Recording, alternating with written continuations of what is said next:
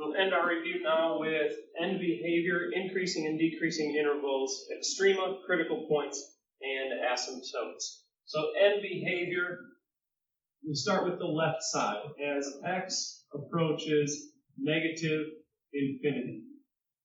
So what is the y value doing as this graph continues to go left forever? In this case, the y value is approaching 2. And on the right side, as x approaches positive infinity, the y value is going down forever, so that is approaching negative infinity. The next graph, as we trace left to right, it is increasing first until it gets right there, so the first interval is an increasing interval for x's that are less than negative 3. Then, for x's that are greater than negative 3, but less than 1, the graph is decreasing. Then it begins to increase again for x's that are greater than 1.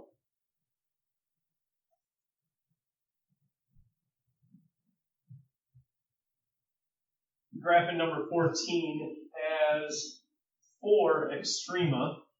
There's one here, here, here, and here.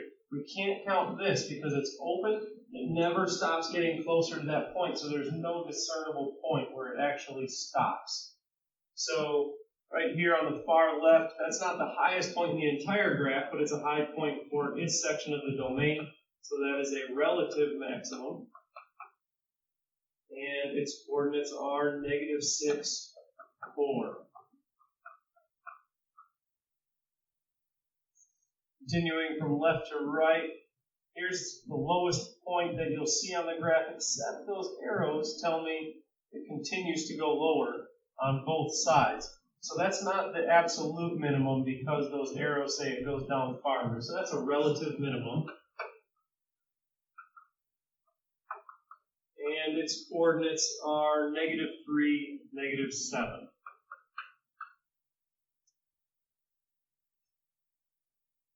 And right here, that's the highest the graph will ever get. There's no arrows that say it's going to get higher. So that is the absolute maximum. And its coordinates are negative 1, 6. And then right here, that's the highest portion, or the highest point in that portion of the domain. So that would be a relative maximum, and its coordinates are 5, 2.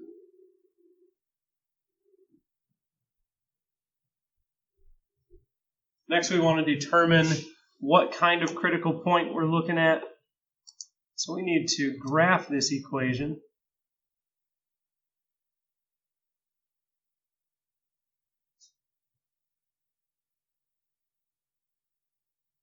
So we'll graph y equals x cubed minus x squared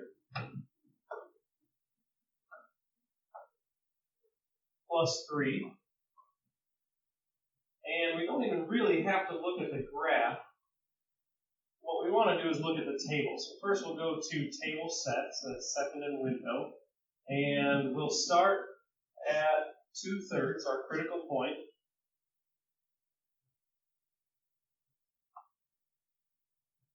And we want to keep our change in table at 0.1, so I won't change that.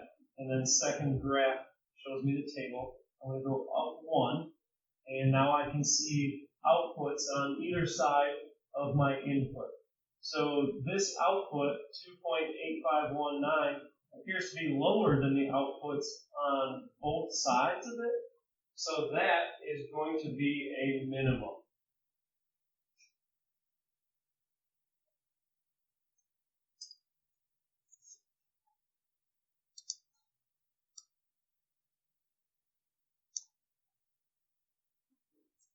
And then we'll graph number 16.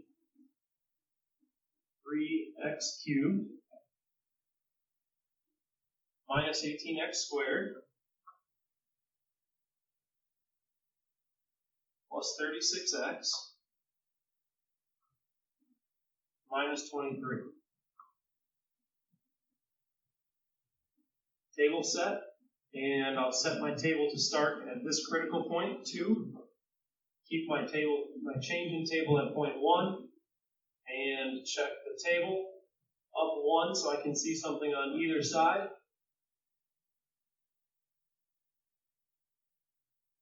That does not appear correct, so I'm going to go back to y equals and make sure I put that in correctly.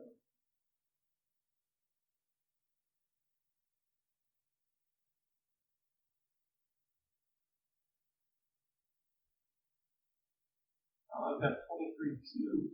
I've got some things in there that need to be deleted. I didn't clear this out.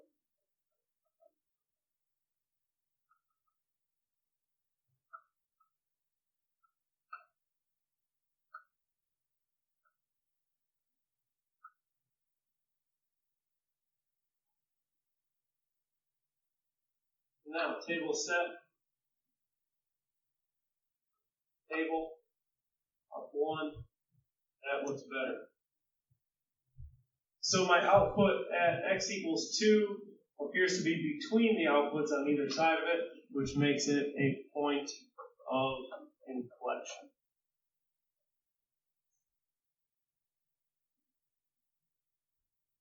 And then state the equation of all asymptotes.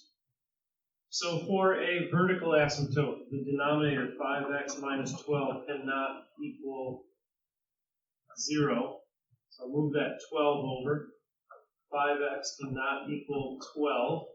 So x cannot equal 12 fifths. So there is a vertical asymptote at x equals 12 fifths. The degrees match. So for my horizontal asymptote, I can divide 17 by 5. So the horizontal asymptote is at y equals 17 fifths.